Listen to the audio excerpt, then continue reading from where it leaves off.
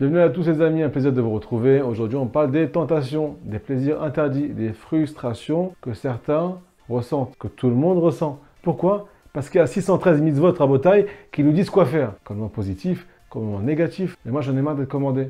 Ou bien pas toi. C'est ton Yetzirah, ton instinct animal qui te dit tu me lâches. Laisse-moi dire ce que je veux, laisse-moi voir ce que je veux, laisse-moi toucher ce que je veux. Alors, Baruch Hashem.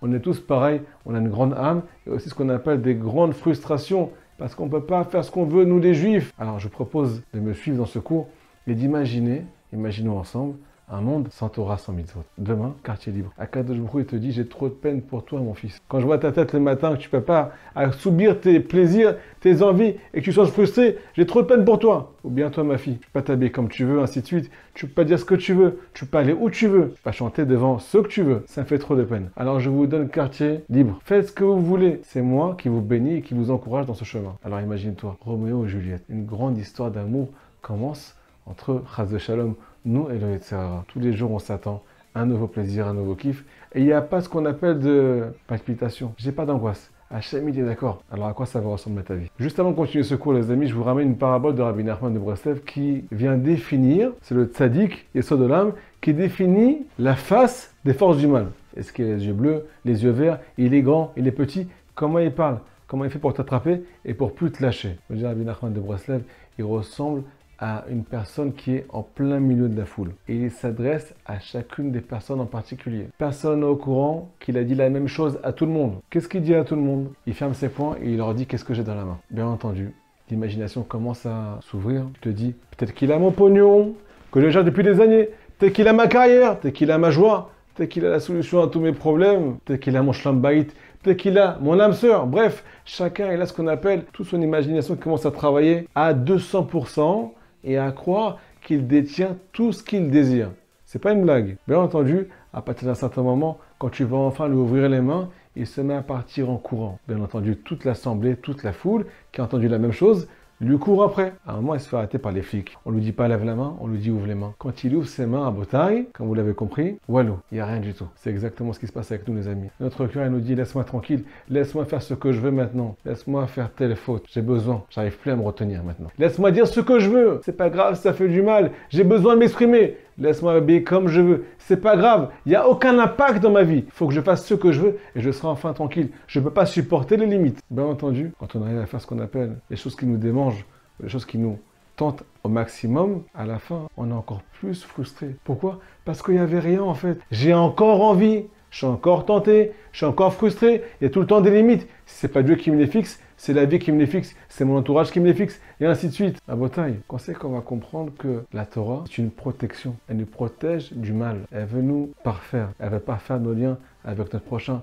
Elle veut parfaire notre lien avec nous-mêmes. Les gens qui sont malades aujourd'hui, qui sont tristes, qui sont ce qu'on appelle en sentiment de manque constant. Quoi? C'est des gens qui ne se contrôlent pas. Ils n'ont pas de limite. Donc automatiquement, ce sont des grands frustrés. Maintenant les amis, on arrive à la paracha. Tout ce qu'on a dit à Botaï se résume dans un seul passouk. La plus grande bataille de l'histoire apparaît dans notre paracha, paracha de Vaïshla. Yaakov Avinu, un être humain fait de chair et de sang, qui se bat contre qui? Sarosh et Esav. L'ange de Esav, celui qui est dans les mondes supérieurs, descend pour rencontrer Yaakov et se battre contre lui. Il est marqué dans les livres que cette bataille, c'est notre bataille jusqu'à la fin des temps. Elle représente tout ce qu'on va subir jusqu'à la fin des temps. Qui c'est qui a gagné? C'est Yaakov. Pourquoi?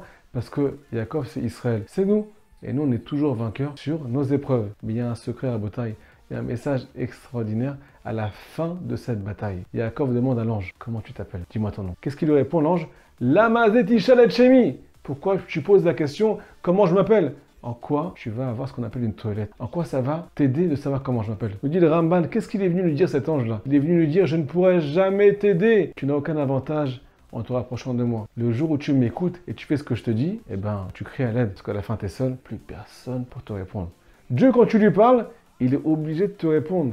Mais moi, quand tu m'appelles, je ne peux pas te répondre. Pourquoi nous dit le Ramban? Parce que toutes mes forces, elles viennent d'Hachem. Toute ma lumière, elle vient d'Hachem. Va chercher la lumière là-bas. Moi, je ne peux rien t'apporter. Le jour où tu es Betsar, Betsara, dans la détresse, dans l'épreuve, il ne pourra jamais te sortir là-bas. Voilà ce qu'a répondu l'ange à Yaakov Avinu. Une leçon à Botaï pour notre exil personnel.